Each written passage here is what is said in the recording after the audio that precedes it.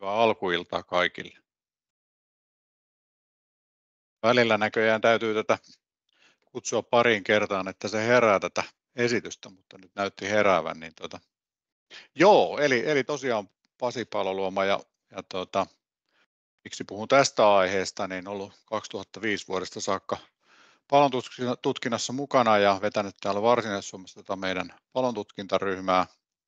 Sen lisäksi on ollut tuossa palontutkinnan kehittämisessä mukana palontutkinnan 2014-2020 työryhmissä ja sitten palontutkinnan asiantuntijaverkostossa nyt sitten puheenjohtajana ja varapuheenjohtajana ollut tuossa pari vuotta tai neljäs vuosi taitaa olla nyt sitten menossa että on kouluttautunut Suomessa ja ulkomailla ja ollut mukana kehittämässä tätä toimintaa palontutkinnan osalta.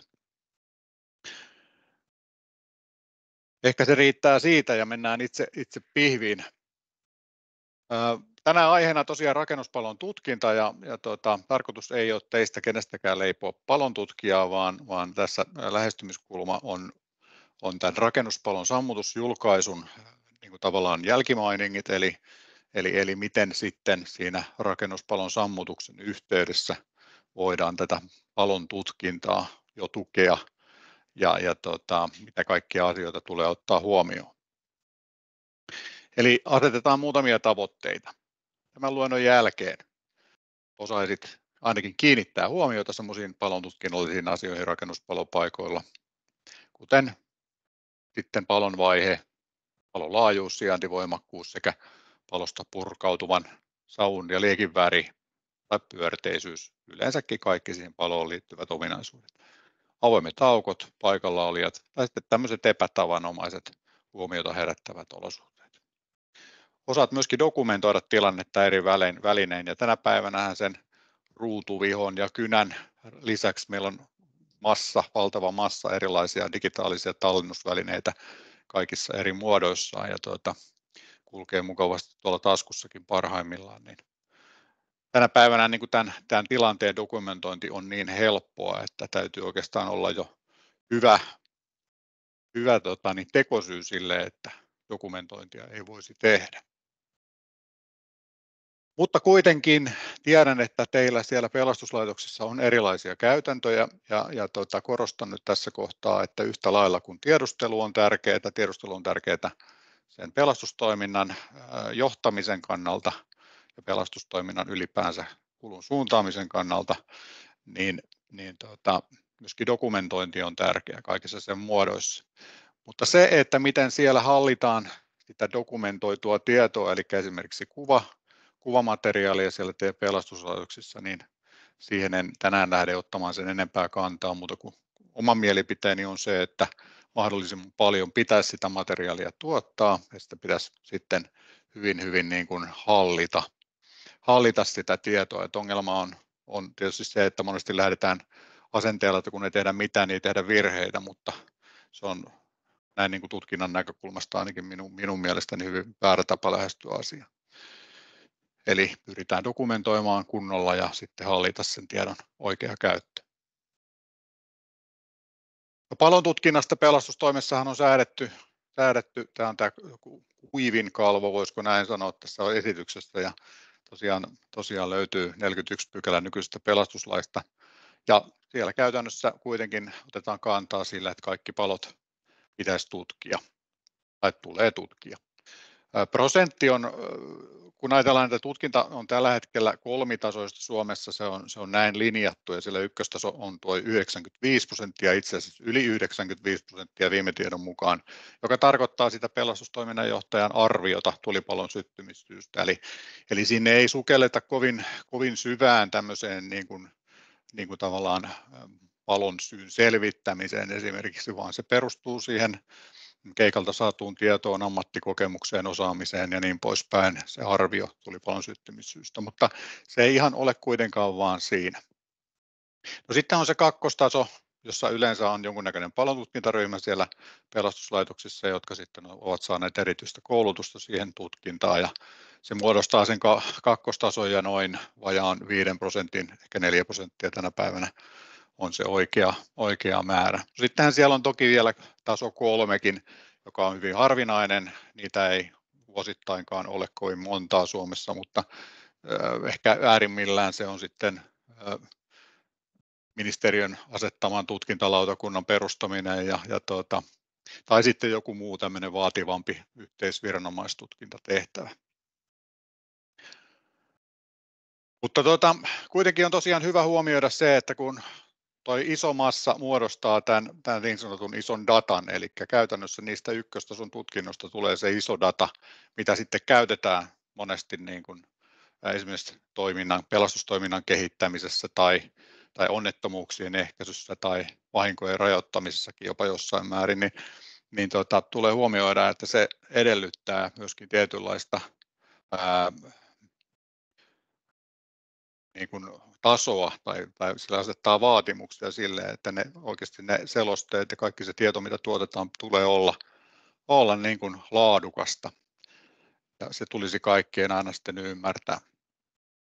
Palontutkinnan avulla on myöskin tarkoitus kehittää pelastustoimintaa ja toimintavalmiuksia. Sitä ei koskaan sovi unohtaa, että palontutkinta nähdään monesti vain sen syttymissyyn selvittämisenä, mutta se on paljon muutakin. Jos me ajatellaan hiukan sitä rakennusta ja tämmöinen eurooppalainen eräänlainen linjaus siitä, että millaisesta 7 kerroksesta tämä rakennuksen paloturvallisuus ylipäänsä muodostuu, niin sieltä lähdetään käytännössä siitä, että tietysti sitä pyritään ennaltaehkäisemään sitä paloa. Se palo syttyy, se pyritään havaitsemaan ja mikäli sitten mennään eteenpäin, niin sieltä löytyisi jonkunnäköinen automaattinen sammutuslaitteisto, joka sammuttaa sen palon. Päästään evakuoimaan se rakennus, poistuminen onnistuu. On palo-osastointi, joka rajoittaa sen palon leviämistä johonkin tilaan. Edelleen on sitten muu rakenteellinen turvallisuus. Ja sitten jos oikeastaan nämä kaikki 6 kuorta tästä alta pettää pois, niin sitten joudutaan tänne pelastustoimintaan, tulipalon sammutukseen siinä rakennukseen.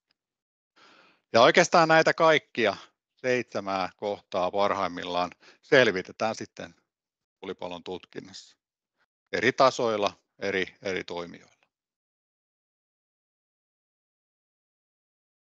No, aina pitää ajatella, kun siellä tulipalopaikalla on, että siitä saattaa joku kiinnostua, jos ei heti, ehkä tuntien päästä, päivien päästä, viikkojen päästä. Ja sen takia ne tutkinnan edellytykset tulee aina turvata. Tutkintaintressi voi syntyä tosiaan vasta päiviä palon jälkeen ja ylipäänsä siellä sen ylimääräisen raivauksen välttäminen on suotavaa. Se raivaaminen ei missään nimessä ole koskaan semmoinen itse tarkoitus, vaan raivataan se vaan se välttämätön, joka se sammutuksen avustamiseksi on tärkeää. Tänä päivänä jossain kohtaa vähän kauhulla aina katselen sitä armeijaa, kaivinkoneita ja kouria ja miksei jopa katepillareitakin joskus tulee mieleen, niin mikä sinne palopaikalle sitten lähtee, eikä siinä mitään niin kauan kuin se on hallittua ja se on niin sanottua säästävää raivausta, mutta tutkintamielessä se koura tuntuu väliltä vähän raffilta työkalulta. Siksi esimerkiksi tässä kuvassa oleva kohde niin näkyy siinä mielessä hyvin, että vaikka palo on syttynyt tuolla punaisella neliöidyllä alueella, niin se on säästetty tutkintaa varten. Tässä on ollut hyvin pelastustoiminnan johtaja hereillä siitä, että miten toimitaan niin, että tutkinta on edelleen mahdollista sen jälkeen, kun kaikki muu on sammutettu tai menetetty. Pyritään siis tunnistamaan se syttymisalue ja rajaamaan ja suojaamaan se. Käytännössä pyritään aina huomioimaan sillä palopaikalla lähes kaikkea. Tämä on tämmöinen lavea toiveiden tynnyri, mutta kohta tullaan niihin tiettyihin detaljeihin, mitä mä tällä kaikella lainausmerkeissä tarkoitan. Dokumentoidaan se niillä välineillä, mitä tuossa muun muassa äsken lueteltiin, mennään niihin vähän tarkemmin tuossa matkan varrella ja sitten pyritään siellä organisaatiossa viestimään havainnoista niin, että se esihenkilö ja loppujen lopuksi pelastustoiminnan johtajakin on tietoinen siitä, että mitä tapahtuu ja mitä on tehty ja mitä on havaittu. Tutkintaintressihän voi syntyä siitä, että palaa niin paljon omaisuutta, että se tietyllä lailla ylittää sen kynnyksen, minkä perusteella ryhdytään tutkimaan tulipaloa isona omaisuusvahinkona. Ihmisiä voi loukkaantua vakavasti, menehtyä, syntyy henkilövahinkointressi. No, poliisilla kuolemansyyn tutkinta on hyvin tyypillistä. Sitten tämän tyyppisissä asioissa vähintäänkin se sieltä tulee mukana. Sitten on aina syytä ehkä epäillä sitä rikosta, tarkoittaa tietysti poliisin tutkintaa, mutta toki tuo epäily vakuutuspetoksestakin on sitten vakuutuspetos yksi rikoksen muoto, niin se on siellä sitten yhtenä tämmöisenä intressinä lähinnä sitten vakuutusalalla vielä. Sitten on tietysti tuotevastuuta. Meillä on erilaisia koneita, laitteita, tuotteita kotona tai missä milloinkin rakennuksessa, niin siitä, että ne toimii kuten ne on ajateltu toimivaa ja ne on turvallisia. No kun me sitten ollaan toimimassa rakennuksissa ja rakennusten päällä, niin kuin tässä tapauksessa esimerkiksi ollaan, niin toi tuli on siitä ihmeellinen ilmiö, että se on aina oikeastaan houkutellut ihmisiä puoleensa ja se luo helposti tämmöisen niin sanotun ajokoiramoodin tuolla pelastustoimintatilanteessakin, että me nähdään vaan se tuli, mutta me ei oikeastaan riittävän hyvin pystytä tarkkailemaan sitä ympäristöä. Tulee tämmöinen kapea katse, ajokoiramoodi, ravihevosen läpät, miksi tämä nyt sitten voisi kutsua, ja se ei missään nimessä ole toivottavaa. Meillä saattaa jäädä asioita huomaamatta ympäriltä, ja tässä tapauksessakin sitten ei mennyt kovin pitkään ton jälkeen, niin tilanne oli jo tämä. Ja se jatkuva tarkkailu on erittäin tärkeää, se on sen työturvallisuuden kannalta tärkeää, se on myöhemmässä vaiheessa sitten sen palon selvittelyn tutkinnan kannalta tärkeää. No lähdetään hiukan avaamaan tätä näiden 4 tarkkaile, säilytä, dokumentoi, kommunikoi käsitteen kautta ja lähdetään siitä, että nämä on keskeisiä tehtäviä sen pelastustoiminnan aikana tutkinnan kannalta ja sen pelastustoimintaan osallistuvan henkilöstön, jokaisen siihen osallistuvan henkilön rooli on merkittävä. Tiedustelu ja havainnointi tulisi olla jatkuvaa, sille on monet perusteet, niin kuin tuossa äsken jo sanoin. Kohteen tutkintaedellytysten ja poikkeavuuksien turvaaminen on tärkeää, kuinka se tehdään, ja sitten absoluuttisen muistijäljen eli sen dokumentin tuottaminen. Parhaimmillaan se syntyy tämmöisestä kuva- kautta videotallenteesta. Sitä ei käytännössä voi lahjoa, se voi ainoastaan sitten muokata jälkikäteen ja siitä sitten yleensä jää jälki myöskin. Ja viestitään, kuljetetaan tietoa organisaation sisällä. Eli palokohde ja sen ympäristö on tarkkailun alla. Katsotaan sitä syttymisaluetta, mietitään mikä se on. Jos palo etenee niin rajusti, että näyttää siltä, että rakennus tullaan menettämään, niin pyritään ainakin sitten säästämään mahdollisimman hyvin se syttymisalue. Katsotaan mikä on palon vaihe. Pyritään selvittämään, että onko se vielä alkupalovaiheessa, onko se lieskahtanut ja kehittynyt täyden palovaiheeksi vai onko se sitten jo hiipumisvaiheessa siellä. Pyritään myöskin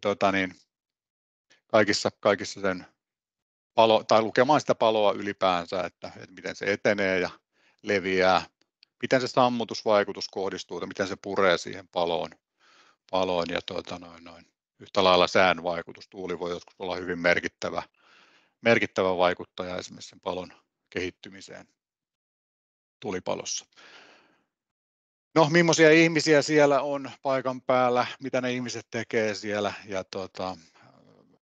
heidän niin kuin toimintansa on kiinnostavaa. Ja ylipäänsä jos siellä on kaikkea muuta poikkeavaa, mihin me tullaan myöhemmin tuossa matkan varrella vielä. No, nämä kuvat tietysti niitä ottaa pelastuslaitos, niitä ottaa sivulliset, niitä ottaa muut viranomaiset ja niin poispäin.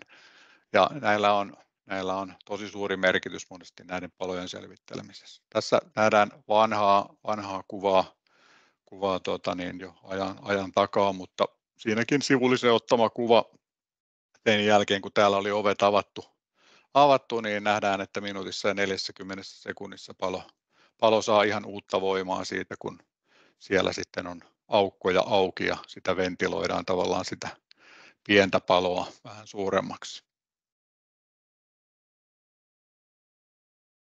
No, kaikki poikkeavat jäljet on aina kiinnostavia, jos ajatellaan sitä, että meillä on syytä epäillä, että tämä ei nyt ihan tämmöinen niin kuin luonnollinen palo ole.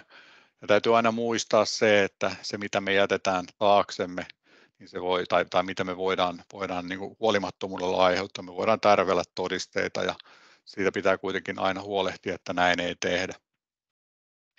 Eli siellä voi olla renkaanjälkiä, siellä voi olla roskiksessa vaatekappaleita tai jotain tupakkaa, askeja, tupakkaa, sytkäreitä, kaiken näköistä, mitä sieltä palopaikalta saattaakaan löytyä jossain kohtaa, niin voi olla kiinnostavaa.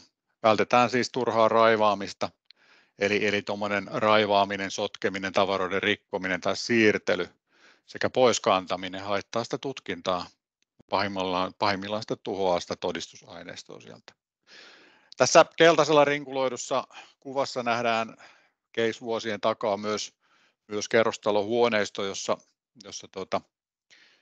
oli sitten henkilö, jolla oli tuhansien eurojen arvoinen joku antiikkikirjasarja tuolla asunnossa omasta mielestään ainakin, ja hän oli siitä sitten kai vahinkoilmoituksenkin tehnyt vakuutusyhtiön.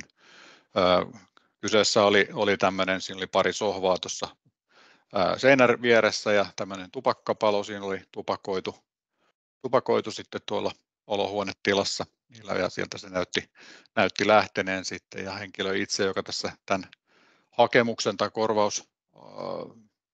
vahinkoilmoituksen oli tehnyt, niin oli sitä mieltä, että hänen asunnossaan ei polteta eikä hän itse polta tupakkaa. Ja no, pelastuslaitos oli ottanut kyllä kuvia, mutta ne kaikki kuvat oli otettu sen jälkeen, kun tämä kaikki romu oli viety täältä ulos. Mutta poliisihenkilö sitten oli ilmeisesti vähän huonolla suojauksellakin ottanut siitä jostain oviaukolta kuvan, joka riitti siihen, että tätä, jos oikein katsotaan tarkemmin, niin tässä on tämmöinen kattila, joka on täynnä tupakan natsoja. Eli se sitten aika lailla jo vaikutti siihen, että henkilöllä ei tainnut olla ihan oikeat tarinat jutun takana. No, sitä dokumentointia tuossa korostin, ja yksi asia, mihin olen tosi usein törmännyt vuosien varrella, on nämä ovet ja niiden tila ja murtojäljet ja lukitukset. Ja se on semmoinen asia, mihin kannattaa aina suhtautua vakavuudella, koska niitä saatetaan kysyä. Ne kannattaa kuvata ja ne kannattaa kirjata ylös, että mikä niiden tila on ollut, kun ensimmäinen pelastustoimintaan osallistunut henkilö on mennyt sitä nykimään, koska siinä saattaa sitten mennä vuosikausia aikaa ennen kuin sitten siitä käräjöidään esimerkiksi. Ja tässä justiin ollut todistamassa 4 vuotta sitten syttynyttä palokeissiä, eli se ei ole mitenkään tavatonta, että se tulee vasta vuosien päästä sitten tuonne oikeuteen se case, missä te olette mahdollisesti ollut mukana. Saatatte joutua sinne todistajaksi ja se keikka niin sanotusti jatkuu. Monestihan me ajatellaan näitä keikkoja niin, että kun se palo syttyy ja sitten se on sammutettu ja perävalot vilahtaa siellä tontilla, niin keikka on omalla laillaan ohi, mutta se ei suinkaan ole niin, vaan sitten jatketaan sillä huolellisella kirjaamisella ja pronton täytöllä ja dokumenttien hallinnalla, ja tosiaan joissain tapauksissa se keikka voi tavallaan kestää vuosia, koska siitä joudutaan kaivamaan uudelleen tietyllä lailla esiin ja lämpimäksi, jotta siitä voidaan sitten todistaa. Siksi kaikki tämä on tärkeää. No, kun sitä dokumentoidaan, sitä tilannetta, sen kehittymistä, sammutusvaikutusta, sen savun ja palon tilaa ja olemusta, niin sitä tehdään tietysti säännöllisesti ja koko sammutustyön ajan. Kaikkea raivausta ja siirtoa, jos sellaista tehdään, niin pitäisi edeltää aina se dokumentoiminen, eli käytännössä kuvaaminen, koska silloin me nähdään, missä asennossa se jokin siirrettävä tai raivattava asia siellä on ollut, tai missä tilassa se on ollut ennen poistamista, tai mitä sille sitten tehdäänkään. Ja kaikki tämmöinen poikkeava tulee yhtä lailla dokumentoida ja painaa vielä mieleenkin, eli tehdä tarvittavat muistiinpanot siitä sitten. Ja nyt tässä kohtaa, kun muistan, niin sanon siitä kuvasarjasta teille kaikille tärkeän viestin, että kun sitten kuvaatte esimerkiksi kännykällä tai pokkarilla tai millä nyt sitten kuvaattekaan, niin pitäkää aina se kuvasarja ehjänä, vaikka tulisi hutilaukauksia, tärähtäneitä kuvia, pimeitä kuvia, tai jopa linssinsuojus jäisi päälle, niin niitä ei koskaan poisteta, vaan se kuvasarja täytyy olla ehyt, koska sitten kun se menee esimerkiksi todistusaineistoksi tuonne johonkin mahdolliseen käsittelyyn, niin se on kaikkien etu, että sitä sitten räknää muut, että saako niistä kuvista jotain irti. Sen takia sillä palvelimella voi olla huonojakin kuvia, oikeastaan tulee olla, koska kaikki kuvat ei aina vaan onnistu. No tuossa nähdään tätäkin taas tätä yhtä kuvaa, että siitä pystytään lukemaan tämän palon periaatteessa tilaa, mikä siellä on ollut. Nähdään tuommoinen neutraalin tason alue karkeasti, nokirajaa, muuta. Nähdään tuon lukon tila, ja kun sitä lähdetään sitten zoomailemaan ja katselemaan tarkemmin, niin siitä saadaan tietoa kyllä irti. No nämä kengänjäljetkään, ne ei missään nimessä niitä kannata vähätellä, niistä saadaan paljon tietoa, jos oikein tiukka paikka tulee, ei tietenkään meidän toimesta, mutta se mitä meidän täytyy tehdä, me semmoisia bongataan, niin suojata niitä, lippusiimaa ympärille, heittää jonkun pahvilaatikon tai ämpärin päälle ja suojaa sen jäljen sieltä. Se on äärettömän tärkeää, jos sillä on sitten loppujen lopuksi jotain merkitystä. No, kun me kerrotaan siitä, mitä me ollaan nähty, mitä me ollaan koettu sinne ryhmänjohtajalle, pelastustoiminnan johtajalle ja niin poispäin, niin ne on tosi tärkeitä juttuja. Myöskin ne, mitä itse ollaan tehty ja miten ne on vaikuttanut asioihin, on merkittäviä. Koskaan ei kannata lähteä vähättelemään tai ajattelemaan asioita sillä lailla liikaa, että jos nyt hetkenkin tulee sellainen tunne, että tämä on merkityksellinen asia, niin ei kannata ruveta puntaroimaan liikaa, että no voinko mä nyt tämän mennä sanomaan vai en, vai ihan rohkeasti tuoda asia esille. Eli huolehditaan, että se tieto kulkee siellä organisaatiossa niin kuin se kuuluukin kulkea. No se rakennuspalon syttymisalue, mistä tuossa alussakin viittasin, niin se on se rakenteellisesti rajattu alue yleensä, jossa palo on syttynyt. Se voi olla huone, se voi olla joku muu tila, se voi olla palo-osasto. Ja se pyritään vähintäänkin rajaamaan, säästämään siltä kovalta raivaukselta ja niin poispäin. Palovaiheet tulee tunnistaa ja pyrkiä tunnistamaan oikeastaan ne kaikki vaiheet siitä, että monesti me puhutaan siitä, että rakennus on täyden palon vaiheessa, mutta oikeasti siellä on täysi palo saavutettu vain yhdessä huonetilassa tai yhdessä tilassa, tai jopa loppujen lopuksi voi olla niin, että ikkuna-aukolla palaakin sohva, ja se on vielä alkupalovaiheessa, eli se ei ole saavuttanut lieskahdusta se tila, eikä se ole kehittynyt täyden palon vaiheeseen. Eli pitää pyrkiä tunnistamaan, mitä siellä tapahtuu. Hengitysvaihe on tietysti se ehkä ikävin vaihe näin niin kuin pelastuslaitoksen kannalta, koska jos se on siellä hengitysvaiheessa, niin edetään sitä happirajoitteisuuden syvää tilaa, jossa käytännössä se huonetila pumppaa sitä kylmenevää kaasua ja sitä kautta uutta happea tilaa, ja silloin taas tilassa oleva pilottiliekki sytyttää kaasut palamaan ja hetken taas palaa ja sitten taas palo hiipuu, kun kaasut kasvaa ja tilavuus kasvaa. Ja taas otetaan hetken päästä uutta ilmaa. Siinä vaiheessa, kun otetaan sitten ovi auki, niin yleensä käy aika lailla huonosti monesti.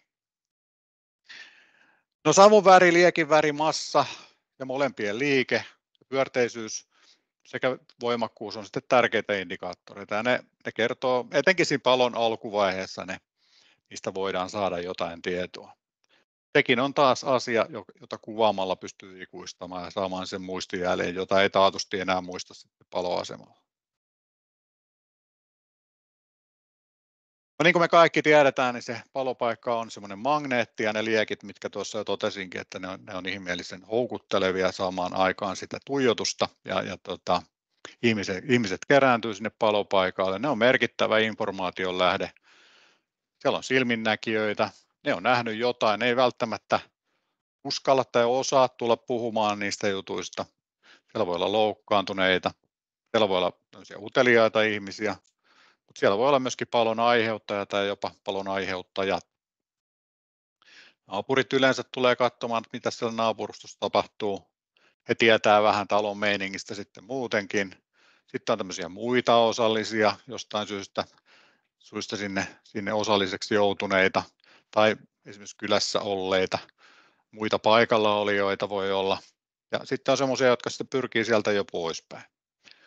No, tänä päivänä me tiedetään, että ihmiset pyrkii kuvaamaan paljon ja ottamaan omia kuviaan ja viemään niitä mahdollisesti myöskin somea ja muualle. Että se on sitten semmoista toimintaa, että en siihen nyt tässä kohtaa lähde sen enempää ottaa, mutta aika usein ihmisiltä löytyy löytyy sitä kuvamateriaalia. He ei siitä hirveätä meteliä pidä, mutta jos sitten kun kysyy, niin kyllä he sitä aulisti myöskin jakaa. Senkin takia on tärkeää, että jos siellä tulipalopaikalla on vähän kiire, on kerätä se yleisö ensinnäkin pelastustoiminta-alueen ulkopuolelle ja sillä lailla kootusti järkevään paikkaan, missä voidaan nyt vähintäänkin kiireen keskellä ottaa vaikka yhteystiedot ylös, jututtaa sitten myöhemmin, jos siinä vaiheessa ei kerkeä. Ottaa niin sanotusti yleisö, ihmiset haltuun. No siellä palopaikalla on tosiaan mahdollisuus niille poikkeaville havainnoille, ja tämmöisiä voi olla esimerkiksi tyhjä rakennus. Palo palaa tyhjässä rakennuksessa. Sieltä on kannettu periaatteessa kaikki arvokas pois ja sitten on pantu rakennus palamaan. Tai sitten toisaalta voi olla niin, että tavaran määrä ylipäänsä sitä voi olla paljon tai se voi olla tosi niukasti. Sitten voi olla kasattua palokuormaa jossain. Se voi olla hyvin epämääräistä palokuormaa. Tai sitten voi olla outoja useampia palopesäkkeitä siellä rakennuksessa. Lasit voi olla sisällä, ne voi olla reilusti ulkona, viitaten siihen, että siellä on ollut joku paineinen räjähdys tai räjähdyksen tyyppinen joku humahdus. Löytyy rikkoutumisen jälkiä, poikkeuksellisia rikkoutumisen jälkiä. Jos me katsotaan tuossa kuvassa sitten noita oikeastaan 4 tuon pullon ympärillä olevaa kuvaa, niin ylimmässä me nähdään tämmöisestä iskujäljestä syntynyttä tavallaan uuretta tuossa rikkoutuneen lasin osassa, ja se kertoo siitä iskusuunnasta ja siitä, että se lasi on rikkoutunut tavallaan väkivaltaisesti voimasta. Sitten kun mennään tuohon seuraavaan kuvaan hiukan alemmas, hiukan tummempi pinta kuitenkin kiiltelee vähän, niin se on tyypillinen tämmöiselle niin kuin lämpörasituksesta rikkoutuneelle ikkunalle, josta sitten tuo alimman kulman kuva onkin tuo ruskehtava kuva, missä sitten liikkuu tuo rikkoutumisraja kiertää tuota ikkunapokaa väistellen sitä hiukan, ja se on tuommoista hyvin rauhallista vaeltavaa tuo rikkoutunut alue. Kun sitten mennään tämmöiseen, jos nyt joku on joskus heittänyt vaikka kiven ikkunaan, niin tietää, että siitä tulee jokseenkin ton näköinen jälki, jos se ihan palasiksi menee, ja se on tämmöinen hämähäkin seittityyppinen terävä särmäinen rikkoutuma sitten, kun se kokee jonkun tämmöisen iskutyyppisen jutun. Siinä muutamia eväitä sille, että miten sitä ikkunalasiakin voi lukea. No, jollakin voi olla niin kovat intressit, että pyrkii jopa hidastamaan sitä pelastustoimintaa, ja se voi olla tarkoituksellista monella lailla. Pyritään fyysisesti estämään sitä toimintaa tai sitten rakentamaan mekaanisia esteitä, hidasteita, lukituksia, munalukkoja, kaiken näköisiä salpoja ja sohvia ovien taakse ja muuta. Tämmöisiäkin tilanteita on ollut aina silloin tällöin. Jos sieltä paikalta löytyy kanistereita, sytytysnestepulloja, kaasuja ynnä muita semmoisia, jotka käytännössä ei pitäisi siellä olla tai jostain syystä tunnu kuuluvan paikalle, niin ne on hyvä myöskin sitten eristää ja havaita ja säilyttää, suojata. Siinäkin taas ennen kuin liikuttelee on hyvä ottaa kuva, jos tarvii liikutella. Sitten voi olla siihen kiihdyttimeen liittyviä asioita, erilaiset hajut joistain palavista nesteistä, tapahtuu poikkeuksellinen palon kehittyminen tai just joku tämmöinen nopea räjähdystyyppinen juttu, mikä viittaa siihen, että siellä ei palon kehittyminen ole ollut normaalia. Liekit on jostain syystä poikkeuksellisen kirkkaita tai siihen liittyy joku kaasu tai muu vastaava asia, mikä ei normaalissa palon kehittymisessä ole ehkä mahdollista. Niitä huomioidaan ja havainnoidaan ja dokumentoidaan. No, sammutustaktiikka ja johtosuhteet on myöskin tärkeä asia, ja se, että mitä siellä tiedustellessa ja tiedustelussa on tehty, havaittu, todettu, millainen rakennuksen geometria on ollut, eli millainen käytännössä sen pohjakuva on ja niin poispäin. No, taktiset valinnat, minkälaisia on tehty, onko taktisesti, jos ajatellaan nelikenttämallia, onko sammutettua ulkoa vai sisältä, hyökkäävällä vai puolustavalla valinnalla tai taktiikalla, onko käytetty sitten suihkuputkea vai onko jauhetta vai ST-putkea vai mitä on tehty ja käytetty sitten tässä tapauksessa. Niillä kaikilla on merkitystä. Ja kysytään suihkukulmaa. Ja me puhuttiin siitä tai on puhuttu tässä itse asiassa seminaarisarjassakin tai webinaarisarjassa paljon siitä leveän suihkun työntövoimasta ja siitä, kuinka se puskee sitten sitä ilmaa mukanaan, jos leveällä suihkulla tai niin kuin sammutetaan paloa. Puhutaan tästä niin sanotusta hydraulisesta ventilaatiosta, ja se on kiinnostava tieto, koska kun oikein leveällä mennään pieneen tilaan, niin se tulee semmoisen ylipaineen siihen palotilaan, että se tulee kyllä ikkunasta ulos voimakkaasti tai voi jopa rikkoa ikkunan toisella puolella, koska se ylipaine on niin voimakas. Se on kiinnostavaa tietoa sekin. No sitten hyökkäysreitit, tavoitteet, niiden saavuttaminen ja vastuualueet ja johtosuhteet on kaikki kiinnostavaa tietoa. No, sammutustekniikat ja raivaus, millaisia tekniikoita niin kuin sanoin on tehty ja mistä on raivattu ja miten on raivattu, missä se mahdollisesti raivattu materiaali on. Miten tuuletettu, alipaine, ylipaine, suihkuputki, miten on sitä tuuletusta tehty ja miten sitä on sitten dokumentoitu ja toivottavasti sitä on dokumentoitu. Niitä löytyy sitten ne kaikki materiaalit. No, nämä aukot on tosi tärkeä asia ja niiden niin kuin olemassaolo, läsnäolo silloin joku sinne paikalle mennään, pitää rekisteröidä ja pitää toisaalta pyrkiä myöskin ne ottamaan haltuun, koska aukoilla mitä enemmän on aukkoja ja kun on palo, niin se lisää vaan sitä palotehoa, että syntyy tämmöinen virtausreitti ja flow paths puhutaan Jenkkilässä esimerkiksi, se on ollut turmiollinen monelle pelastus- tai palomiehelle tämä flow pathille joutuminen, eli joudutaan tavallaan sen virtauskanavan ja palon väliin. Ja silloin saatetaan joutua sellaisiin olosuhteisiin, että se suojavaatetus, suoja-asu ei vain yksinkertaisesti kestä sitä, vaan se tulee siitä tosi nopeasti läpi ja sitten jäädään sille reissulle.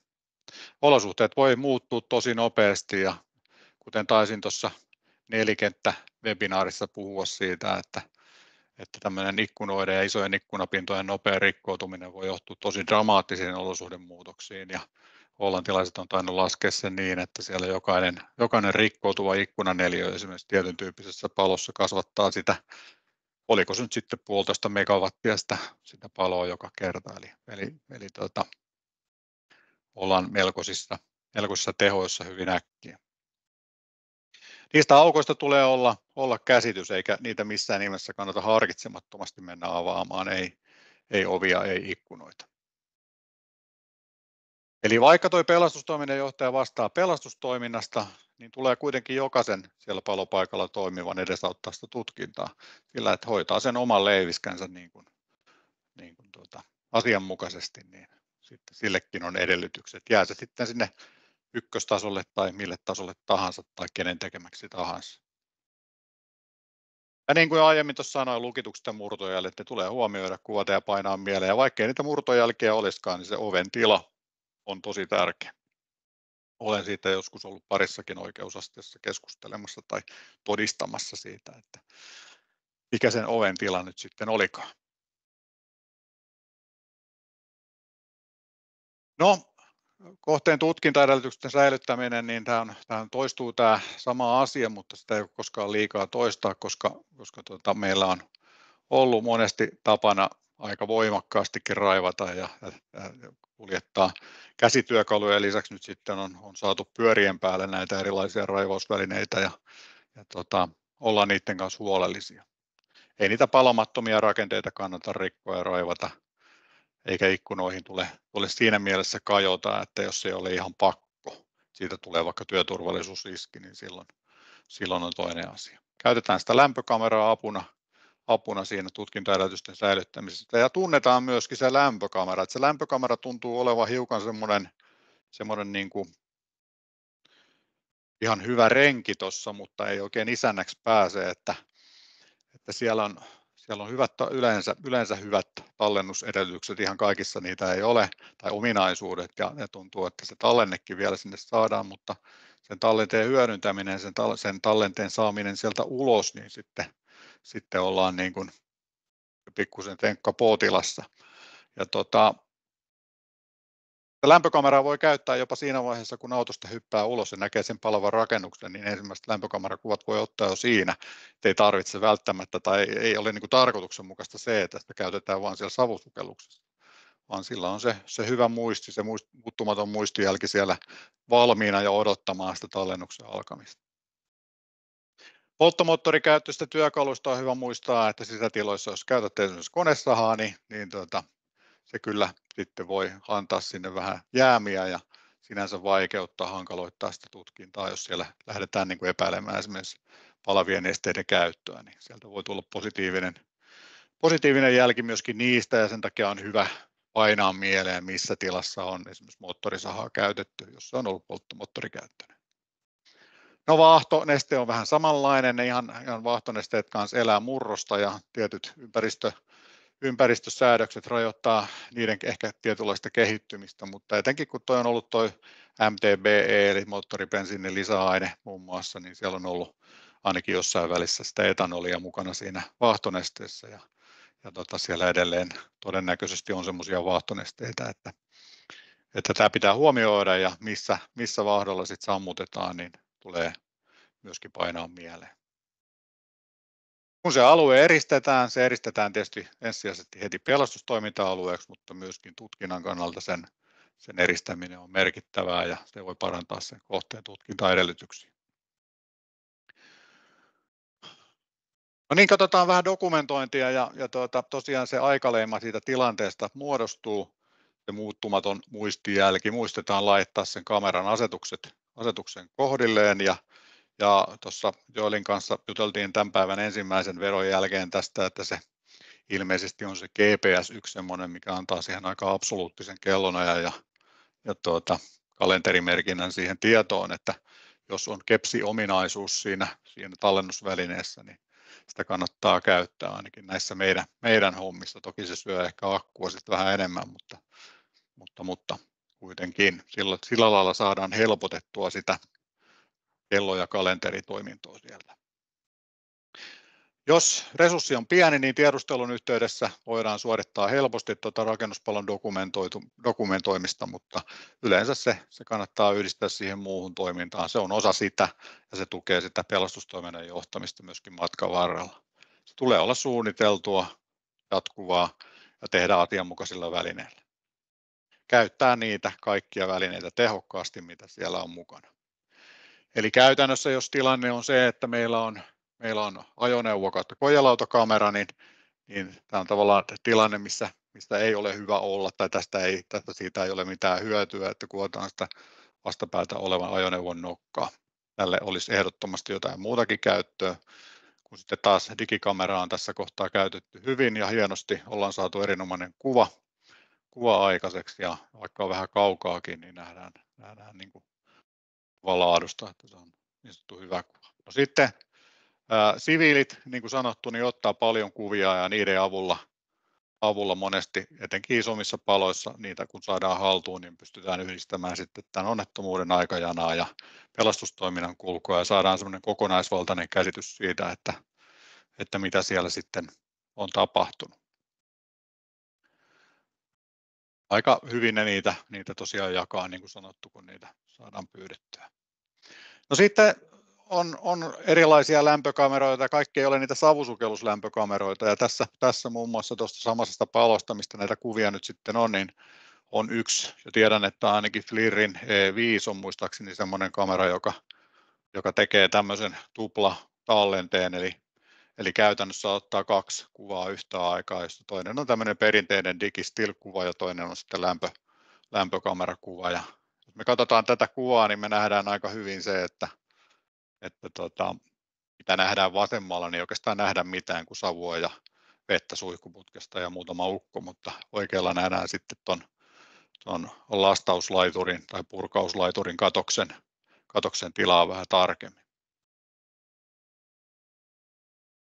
Sitten on kypäräkamerat. Tänä päivänä aika edullisesti saa tosi hyvälaatuisia kypäräkameroita, jotka tuottaa erinomaista kuvaa. Tässä kypäräkamerassa ei ollut kellonaika eikä päivämäärä aivan oikeat, mutta kuitenkin kuva oli erinomaista ja auttoi meitä tämän tilanteen tutkinnassa silloin aikanaan. mutta nimenomaan, että tässä se tuottuu se tieto lähes ilmatteeksi, kun vaan muistaa sen kameran laittaa päälle. Ja sitten droneja rupeaa olemaan joka laitoksessa useampia, niin sitä kannattaa sinne ilmaan laittaa, kun on mahdollista. Se tukee taas pelastustoimintaa ja sitten myöhemmässä vaiheessa tehtävää tutkintaa.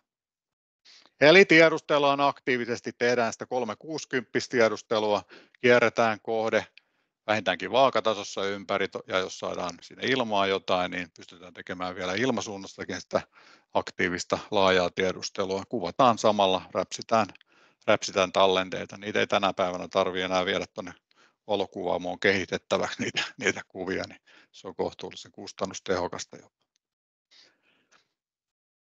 No sitten katsotaan hiukan semmoista kuvaa ja kuvasarjaa, joka on osittain tätä 360 ja kaukaa lähelle kuvaamista.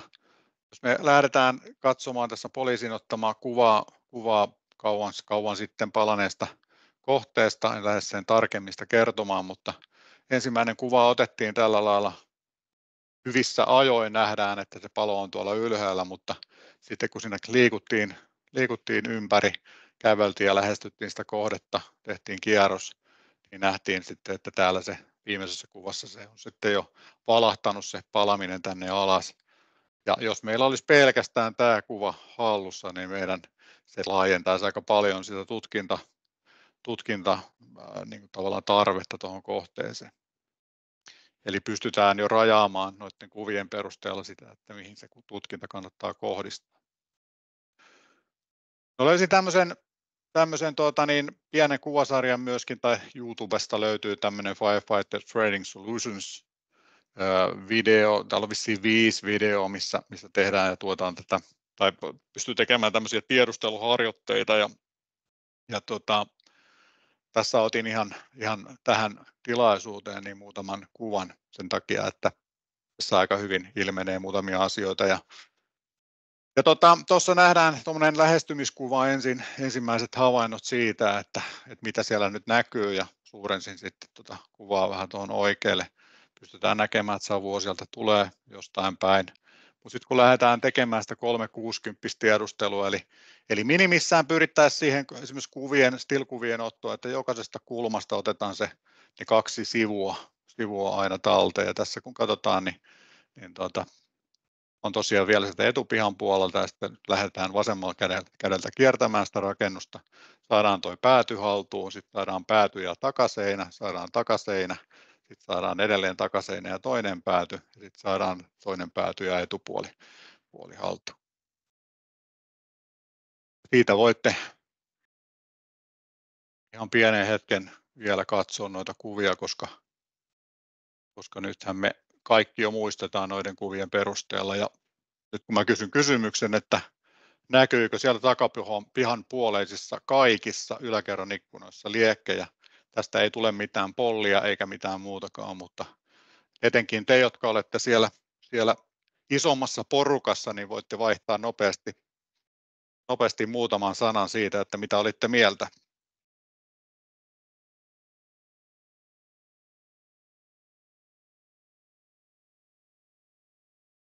Ja sitten vielä toinen kysymys, ennen kuin tuohon annetaan vastaus, niin entäs se etupiha? Oliko siellä etupihan puoleisissa ikkunoissa savua nähtävissä?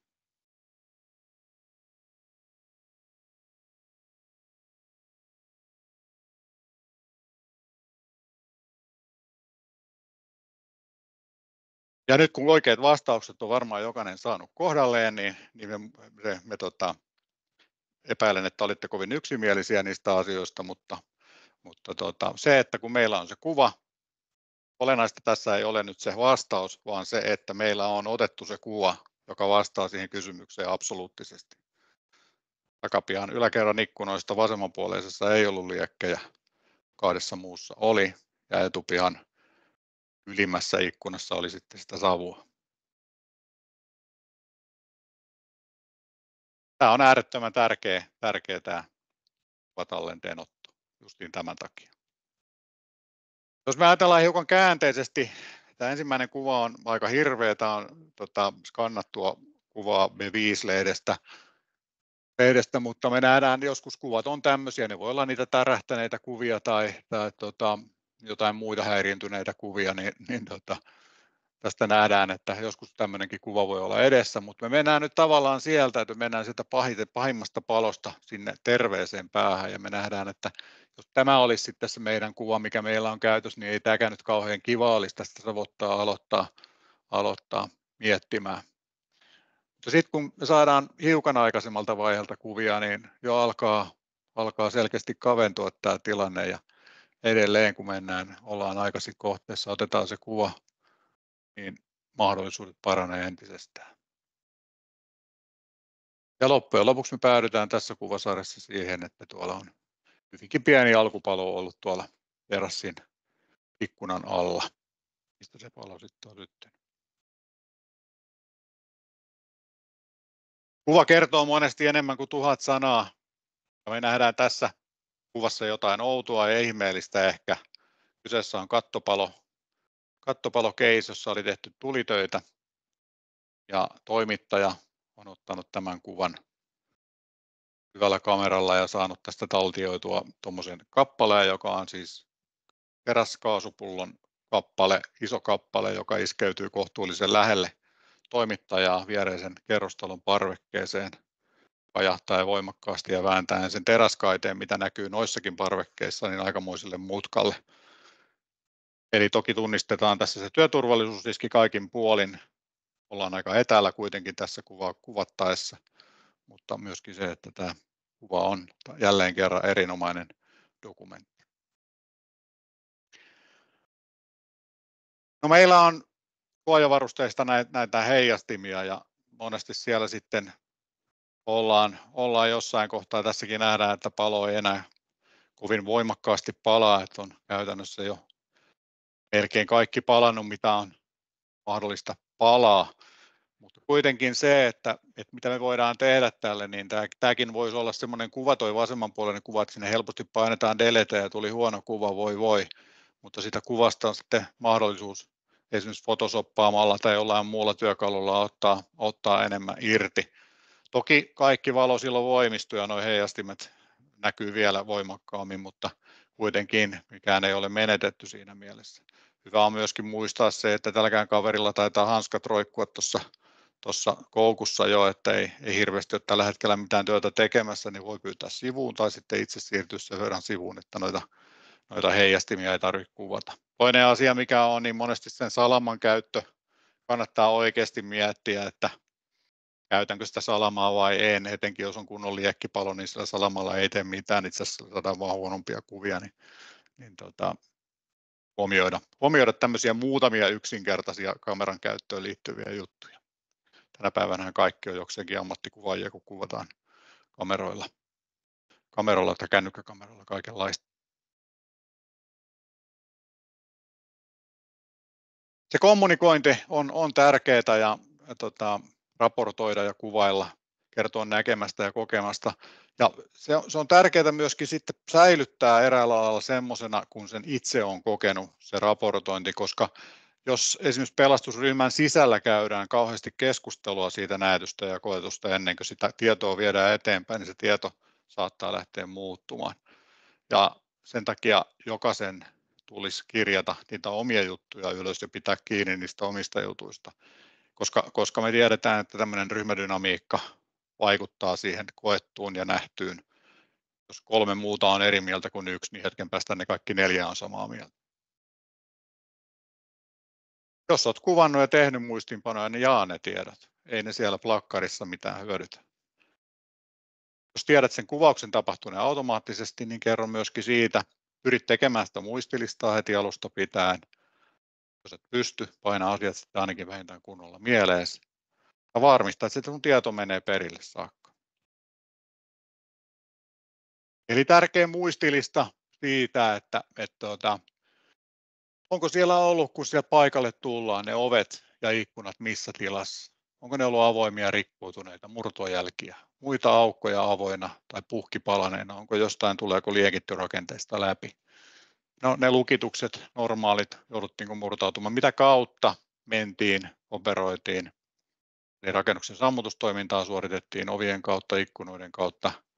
On puhuttu paljon tästä hyökkäävästä ulkosammuttamisesta muun muassa, missä sitten hyökätään rikkoutuneen ikkunan kautta tai hyökätään, mutta tehdään ensimmäiset sammutustoimet, esimerkiksi siirtymäsammutustekniikka, me aloitetaan sillä, niin miten se homma on hoidettu.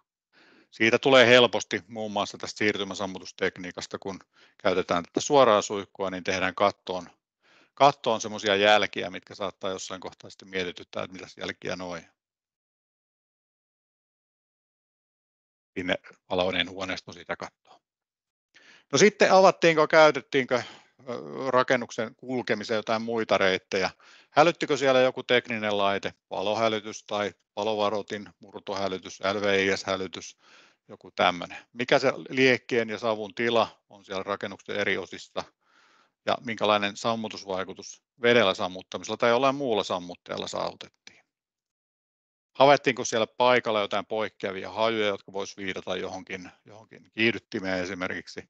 Minkälainen sammutustaktiikka valittiin ja muuttuuko se matkan aikana tai käytettiinkö erilaista taktiikkaa siellä eri osissa rakennusta?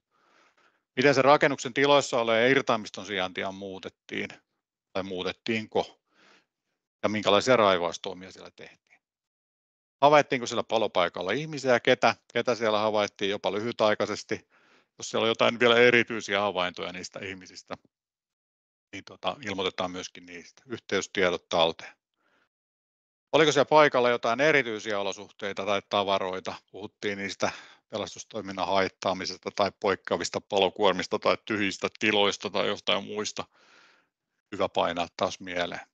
Useampi pesäke palo vielä alkupalovaiheessa.